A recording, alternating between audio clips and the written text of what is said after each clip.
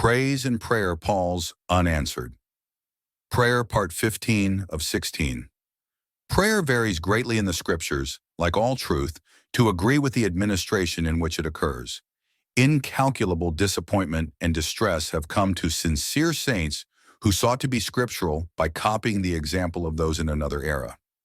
As a whole, they have the mistaken conception that, if we persist and persevere in prayer, we will certainly obtain what we want. Otherwise, there is something radically wrong. The best concrete reply to this is the experience of the Apostle Paul. Messenger of Satan. Paul entreated the Lord thrice that the splinter in his flesh should withdraw from him.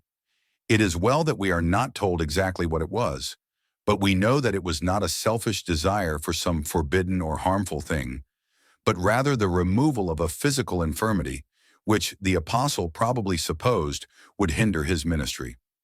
Can we imagine a more laudable motive? To begin with, why should God use a messenger of Satan to give Paul an infirmity when his strength was so much needed in his arduous task of making known his gospel? Most of us would consider this a prime necessity. It is not easy to realize that it is even more important to be kept down.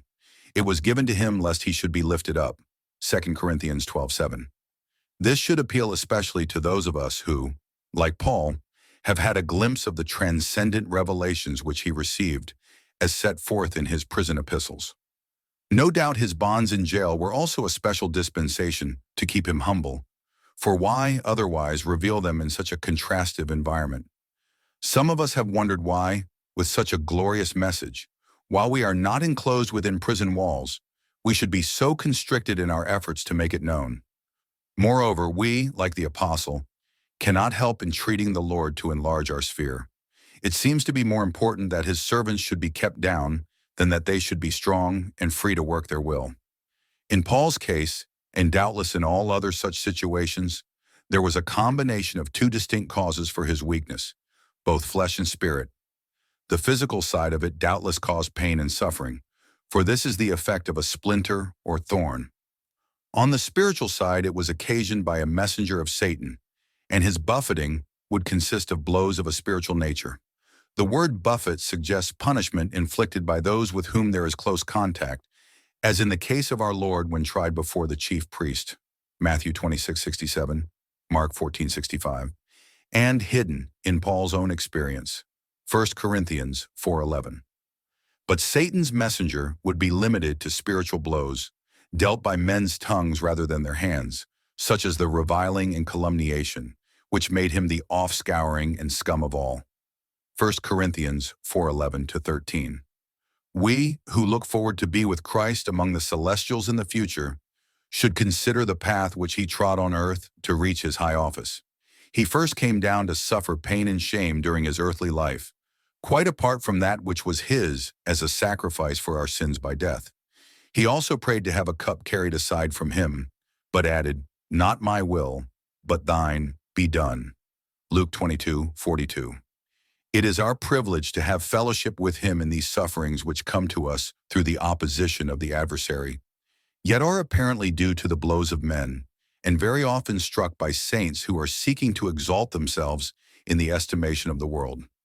Let it be very clear in our minds that the great grace we have received is not intended to lift us up now in the estimation of the world. God is making a background now in order to display his grace. He does not call many wise or powerful or noble, 1 Corinthians 1:26, so that there can be no boasting, and his servants must be kept down to properly portray his grace.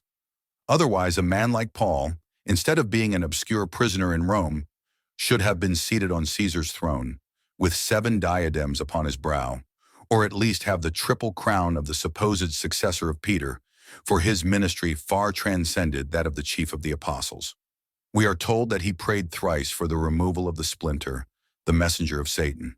He was not answered immediately. There can be no doubt that he was heard the first time. This must have been humiliating to him, before he realized that this was intended to heighten his humiliation. God does not always answer the prayer of even the best of his servants without delay. It does not imply some sin or offense, as the associates of Job insisted.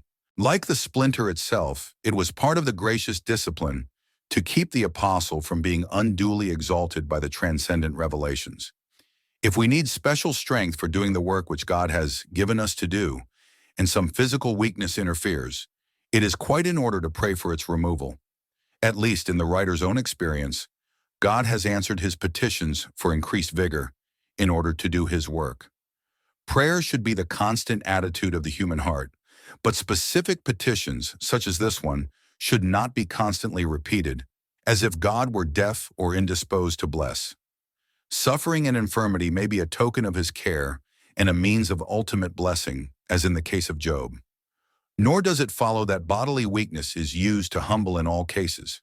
If the task assigned to a slave requires strength of body or of mind, God has other means of keeping us down. Indeed, the adversary, being a spirit, is an adept in the use of spiritual say-spears, reviling, and vilification. Job may have suffered more from his false friend's accusations than from his physical infirmity. Twice Paul repeated his request. Is that recorded as the limit to which we should go?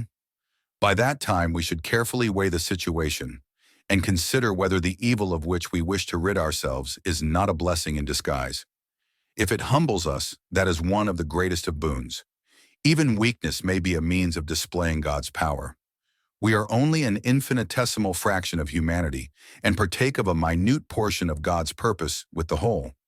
He created evil in order to provide a background for blessing and to reveal himself through it, so that we should not ask to have all evil extracted from our experience, but rather inquire as to its ultimate effect.